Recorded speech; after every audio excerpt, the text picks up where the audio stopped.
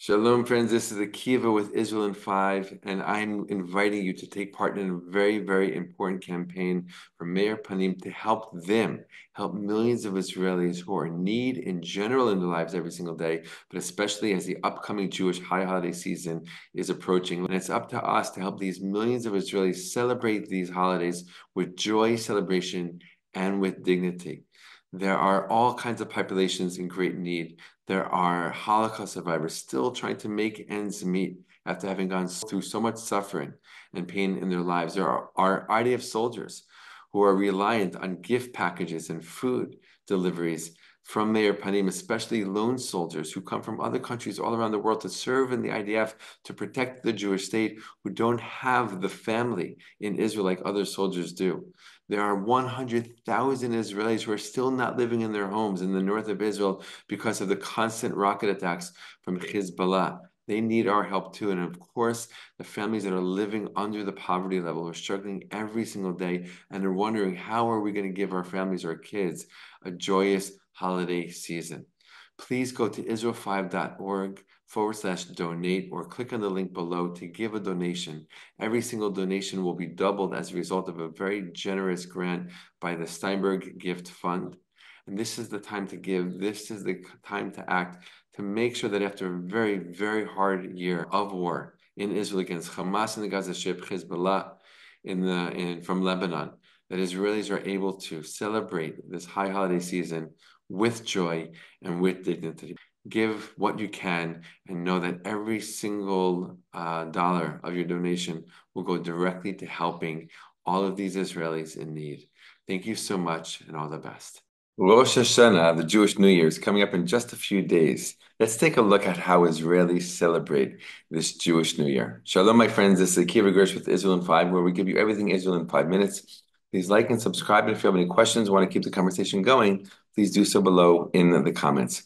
Rosh Hashanah is the Jewish New Year. It's the beginning of a new year in the Jewish calendar. And it is also the beginning of a 3-week holiday season. It's an incredible time. The weather is starting to change from a very, very hot summer to a cooler fall.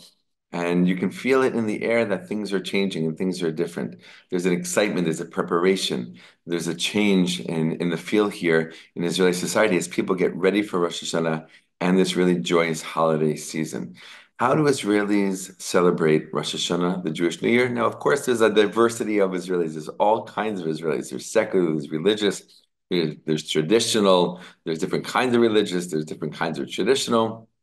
All different kinds. You have Jews who come from all different countries all around the world. Ashkenazi Jews and Sephardi Jews and Yemenite Jews and Syrian Jews and all kinds, literally from the four corners of the earth. That's what makes this country such an amazing, unique, and incredible place. And each one, while there's lots of similarity in terms of how Jews from different places celebrate, each one also has different customs that they brought with them, so to speak, from the places where they were living, waiting until they can come back home to the Jewish homeland. So it's an incredible thing to see, but definitely again, there's this avira, as we call it, this atmosphere in the air of getting ready for a new year. Around Rosh Hashanah, you also see kids, both religious and secular, walking the streets of towns around the country, passing out apples and honey. Why? Because on Rosh Hashanah night, the first night, there's a tradition to eat all of these symbolic foods to represent the kind of year that we want to have. And one of the main symbolic foods is taking an apple and dipping it in honey, right? And adding a little prayer saying, may we have a sweet year, right? So already before Rosh Hashanah, Israeli youth, again, both religious and secular, walking the streets, in and out of stores. I've seen it many times. It's an amazing thing. And handing out these apples and honey. I know in some societies, in some countries, people might not want to take any food from a stranger, even if they're kids. In Israel, everyone here feels like one big family.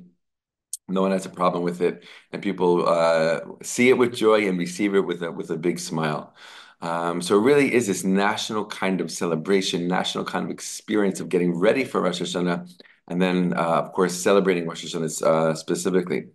Here in Israel, the religious holidays are the national holidays, right? So all schools are off. Businesses are closed, right, for the 2 days of Rosh Hashanah, and even the day before, schools are closed, right, to give people that final extra time to get ready for the holiday. And people are making beautiful meals, and people are, getting their finest clothing out, maybe even buying new clothes and jewelry and things like that. And for those who go to synagogue already on Wednesday night, when Rosh Hashanah begins, they're going to go to synagogue on Wednesday night, and they're going to come home from synagogue, and they're going to have a meal with their families, their friends, possibly. Even non-religious, right? Non-Orthodox Jews in Israel, they might not go to synagogue on Wednesday night, but they'll have a meal with their families, most of them, and really celebrate the beginning of this new year, right? So Israelis count kind of 2 years. We have like the Western calendar, and we have the Jewish calendar. And it's really interesting to live in a country that literally keeps both. You can write a check here in Israel either with the English date or with the Hebrew date, and they're both completely valid. Anytime I get any kind of correspondence from my kids' schools, they have the English date, the Western date, as well as the Hebrew date in there. So everyone's in tune, excuse me, with the Jewish calendar, the day, the month, and the day of the month. It's a very, very interesting thing to see. Of course, on Rosh Hashanah, one of the highlights is blowing the shofar. We'll have a video just separately about that. And again, religious Jews, they spend most of their day in synagogue on Rosh Hashanah as the prayers are much longer. Typically, I'd say like on a Shabbat morning, prayers can go from between 2 and 3 hours. On Rosh Hashanah, they can go from between 4 and 6 hours, sometimes even longer, depending on the place. And the highlight of that is the shofar, hearing the shofar. So even secular Israelis who might not want to spend the entire day in synagogue, many of them will show up at some point to hear the shofar blow, and they know when it's going to be, so they show up in order to hear it. And even if those who don't, they might still get an opportunity to hear it because there's certain religious Jews here in Israel who really take upon themselves to help other Jews to fulfill the commandments and to fulfill the laws and obligations of Judaism, of the Torah. And they will literally walk around the afternoon of Rosh Hashanah, both days, with a shofar, and they'll just meet people in the street, maybe gather some people together in a park, and they'll blow the shofar for them. It just takes a couple of minutes, and they help them to hear the shofar, to have that meaningful moment on Rosh Hashanah, and to fulfill that obligation of the shofar. So it's a really beautiful time. It's the beginning of this festive season. We have Rosh Hashanah coming up this week. About a week later will be Yom Kippur, the great fast day. We'll talk about that next week. And then a few days after that, we have the very festive holiday of Sukkot, right? So it really is the Jewish holiday season that we're coming into right now, lasting from beginning to end around 3 weeks. It's an amazing way to start the year. And there's many different aspects that really give people inspiration and a sense of a new beginning and starting again and newfound hope. Which this country really, really could use after this very, very trying and challenging year. Though, of course, we know that there have been many moments of incredible inspiration, incredible victory, and really incredible salvation, we can say, right? Rescuing hostages, taking out terrorist leaders, as we just saw in the last couple of days.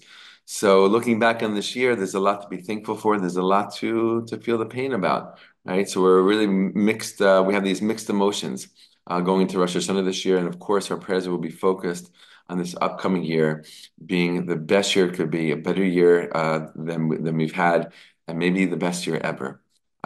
Wishing you all the best and be well.